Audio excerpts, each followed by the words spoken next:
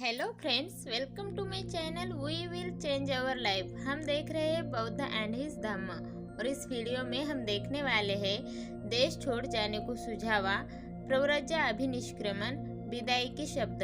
तो चलिए देखते हैं। दूसरे दिन सेनापति ने शाक्य संघ की दूसरी सभा बुलाई। इसका उद्देश्य था कि उसके अनिवार्य सैनिक भर्ती के प्रस्ताव पर विचार हो। जब संघ एकत्र हुआ, उसने प्रस्ताव किया कि उसे आज्ञा दी जाए कि वह 20 वर्ष और 50 वर्ष के बीच के प्रत्येक शाक्य के लिए कोलियों के विरुद्ध लड़ने के निमित्त सेना में भर्ती होना अनिवार्य होने की घोषणा कर दे। सभा में दोनों पक्ष उपस्थित थे, वे भी जिन्होंने संघ की पहली सभा में युद्ध घोषणा के पक्ष में मत दिया था और वे भी जिन्होंने इसके विरुद्ध मत दिया था। जिन्होंने इसके पक्ष में मत दिया था, उनके लिए सेनापति का प्रस्ताव स्वीकार करने में कोई कठिनाई नहीं थी। यह उनके पूर्व निश्चय का स्वाभाविक परिणाम था। लेकिन जिस अल्पमत ने उक्त निर्णय के विरुद्ध मत दिया था, उसके सामने एक कठिनाई थी। उसकी समस्या थी कि बहुमत के आगे सर झुकाना अथवा नहीं झुकाना। अल्पमत का निश्चय था कि बहुमत के आगे सिर न झुकाया जाए। इसीलिए उन्होंने उस सभा में उपस्थित रहने का भी निर्णय किया था। दुर्भाग्य से किसी में यह साहस नहीं था कि यही बात खुलकर कह सके।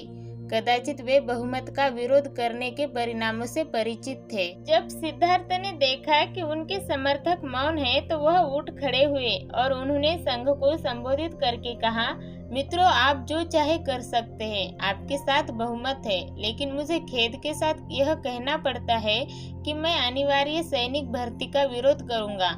मैं आपकी सेना में सम्मिलित नहीं होऊंगा। मैं युद्ध में भाग नहीं लूंगा। सिद्धार्थ गौतम को उत्तर देते हुए सेनापति ने कहा, उस शपथ की याद करो जो तुमने संघ का सदस्य बनते समय ग्रहण की थी। यदि तुम अपने दिए गए वचनों में से किसी का एक भी पालन न करोगे तो तुम सार्वजनिक निंदा के भाजन बनोगे। सिद्धार्थ का उत्तर था, निसंदेह मैंने अपने तन मन धन से शाक्यों के हितों की रक्षा करने का वचन दिया है, लेकिन मैं नहीं समझता कि यह युद्ध शाक्यों के हित में है। शाक्यों के हित के मुकाबले में सार्वजनिक निंदा का मेरे लिए कोई मूल्य नहीं। सिद्धार्थ ने संघ को इस बात की याद दिलाई और सावधान किया कि कोलियों से निरंतर झगड़ते रहने के कारण शाक्य संघ बहुत कुछ कौशल नरेश के हाथ का खिलौना बन गया है। इसकी कल्पना करना आसान है कि यह युद्ध शाक्य संघ को और भी अधिक दुर्बल बना देगा और इससे कौशल नरेश को एक और ऐसा अवसर मिल जाएगा कि वह शाक्य संघ के स्वातंत्र्य को और भी अधिक घटा दे। सेनापति को क्रोध आ गया। वह बोला, तुम्हारा यह भाषण कौशल तुम्हारे किसी काम न आएगा। तुम्हें संघ के बहुमत के सामने सर झुकाना होगा। शायद तुम्हें इस बात का बहुत भरोसा है कि कौशल नरेश की अनुमति के बिना संघ अपनी आज्ञा की अवहेलना करने वाले को फांसी या देश से निकल जाने की सजा नहीं दे सकता, और यदि इनमें से कोई भी एक दंड तुम्हें दिया जाए तो कौशल नरेश इसकी अनुमति नहीं देगा। लेकिन याद रखो, संघ तुम्हें दूसरे अनेक तरीकों से दंडित कर सकता है। संघ तुम्हारे परिवार के सामाजिक बहिष्कार का निर्णय कर सकता है और संघ तुम्हारे परिवार के खेतों को जब्त कर सकता है। इसके लिए संघ को कौशल नरेश की अनुमति की आवश्यकता नहीं है। सिद्धार्थ ने समझ लिया कि यदि उन्होंने कोलियों के विरुद्ध युद्ध घोषणा करने के प्रस्ताव का अपना विरोध जारी रखा तो उसके क्या क्या दुष्परिणाम हो सकते हैं। इसीलिए वह 3 बातों में से एक का चुनाव कर सकते थे। पहली बात, सेना में भर्ती होकर युद्ध में भाग ले सकते थे। दूसरी, फांसी पर लटकना या देश से निकाल दिया जाना स्वीकार कर सकते थे।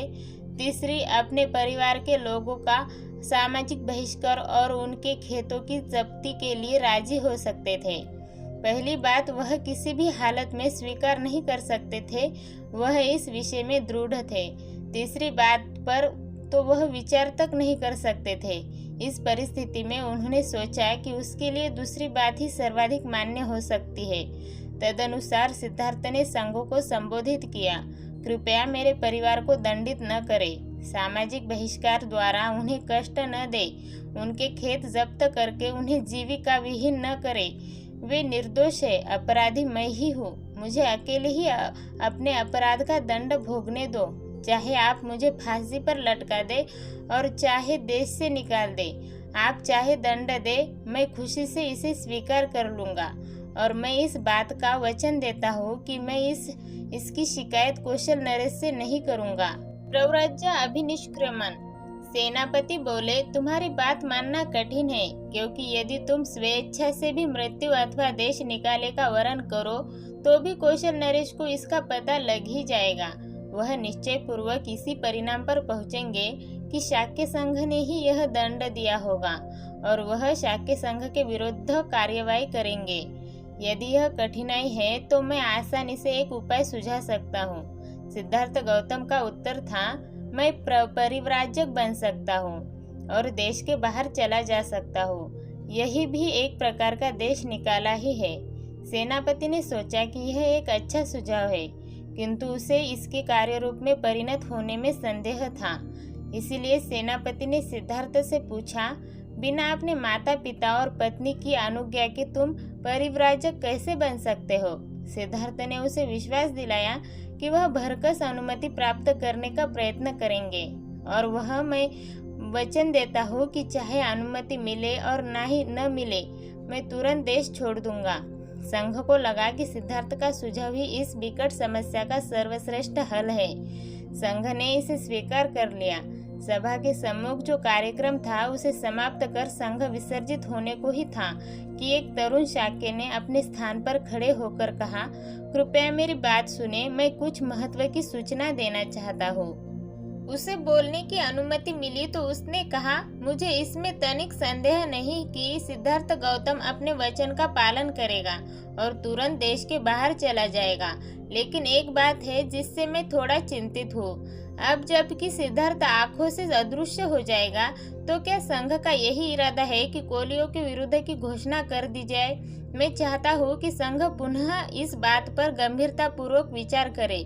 कुछ भी हो, कौशल नरेश को सिद्धार्थ गौतम के देश निकाले का तो पता ही लग जाएगा। यदि शाक्य तुरंत कोलियों के विरुद्ध युद्ध की घोषणा कर देंगे तो कौशल नरेश समझ जाएगा कि सिद्धार्थ गौतम ने इसीलिए देश का त्याग किया होगा, क्योंकि वह कोलियों के विरुद्ध युद्ध छेड़ देने का विरोधी था। यह हमारे लिए अच्छा नहीं होगा।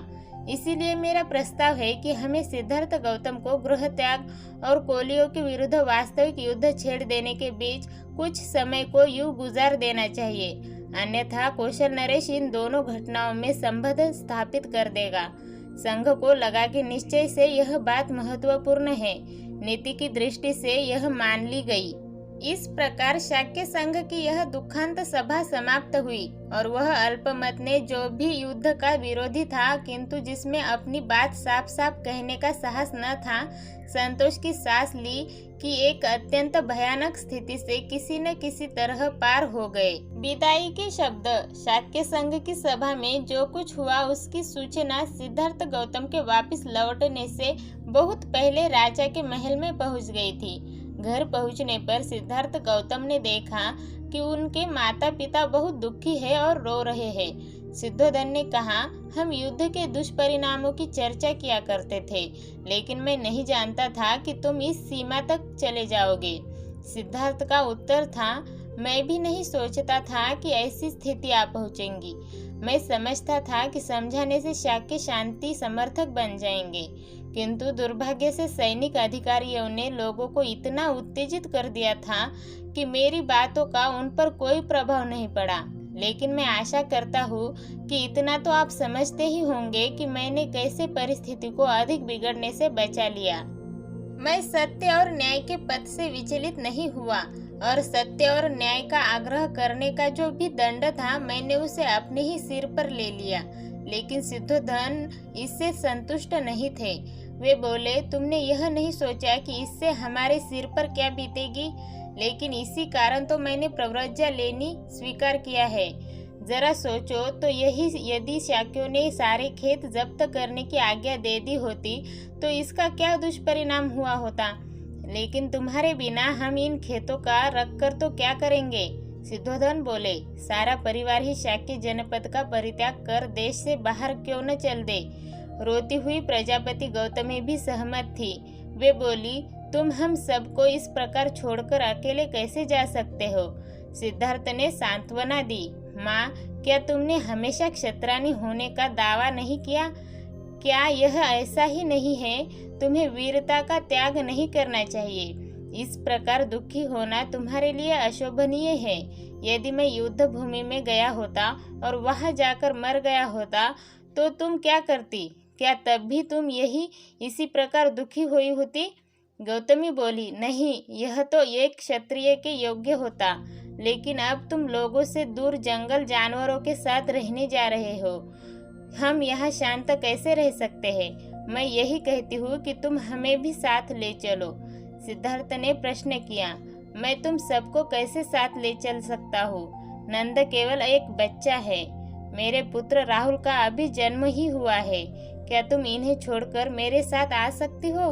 हो सकता है कि युद्ध कभी छिड़े ही नहीं। तुम अपनी प्रव्रजा भी क्यों स्थगित नहीं करते? हो सकता है कि शाक्य संघ तुम्हें यहाँ बने रहने की ही अनुमति दे दे। सिद्धार्थ को यह विचार सर्वतः नापसंद था। इसीलिए उन्होंने कहा, क्योंकि मैंने प्रव्रजित हो जाने का वचन दिया, इसीलिए शाक्य संघ ने अभी कोलियों के विरुद्ध युद्ध छेड़ना स्थगित किया है। यह संभव है कि मेरे प्रव्रजा ग्रहण कर लेने पर शाक्य संघ अपनी युद्ध की घोषणा को वापस ले ले, किंतु यह सब कुछ मेरे पहले प्रव्रजा ले लेने पर ही निर्भर करता है। मैंने वचन दिया है और मुझे उसे अवश्य पूरा करना चाहिए। वचन भंग का बड़ा बुरा परिणाम हो सकता है, हमारे लिए भी और शांति पक्ष के लिए भी। माँ, अब मेरे मार्ग में बाधक न बनो। मुझे आज्ञा दो और अपना आशीर्वाद। जो कुछ हो रहा है अच्छे के लिए ही हो रहा है। गौतमी और सिद्धोधन मुक्त थे। तब सिद्धार्थ यशोधरा के कमरे में पहुंचे। उसे देखकर सिद्धार्थ के मुंह से वचन नहीं निकला। वह नहीं जानते थे कि क्या कहे और कैसे कहे। यशोधरा ने ही मौन भंग किया। बोली, कपिलवस्तु में शाक्य संघ की सभा में जो कुछ हुआ वह सब मैं सुन चुकी हूँ। सिद्धार्थ ने पूछा, यशोधरा, मुझे बता कि तुझे मेरा प्रव्रजित होने का निश्चय कैसा लगा? सिद्धार्थ समझते थे कि शायद यशोधरा बेहोश हो जाएगी, किंतु ऐसा कुछ नहीं हुआ। अपनी भावनाओं को अच्छी तरह अपने वश में रखकर उसने उत्तर दिया, यदि मैं ही तुम्हारी स्थिति में होती तो और दूसरा मैं कर ही क्या सकती थी। निश्चय से मैं कोलियों के विरुद्ध छेड़ जाने वाले युद्ध में हिस्सा नहीं ले सकती थी। तुम्हारा निर्णय ठीक है। तुम्हें मेरी अनुमति और समर्थन प्राप्त है। मैं भी तुम्हारे साथ प्रव्रजित हो जाती। यदि मैं नहीं रो रही हूँ तो इसका मात्र एक ही कारण है कि मुझे राहुल का पालन पोषण करना है। अच्छा होता यदि ऐसा न हुआ होता, लेकिन हमें वीरता पूर्वक इस स्थिति का मुकाबला करना चाहिए। हमें अपने माता पिता तथा पुत्र की चिंता न करना। मैं जब तक जीऊंगी उनकी देखभाल करूंगी। अब मैं इतना ही चाहती हूँ कि अपने प्रिय संबंधियों को छोड़ छाड़ कर जो तुम प्रव्रजित होने जा रहे हो, तुम किसी ऐसे नए पथ का आविष्कार कर सको जो मानवता के लिए कल्याणकारी हो। सिद्धार्थ इससे बड़ा प्रभावित हुए। इससे पहले उन्होंने कभी नहीं जाना था कि यशोधरा इतनी दृढ़ थी, इतने वीर भाव से समन्वित थी और इतनी अधिक उदाराशया थी।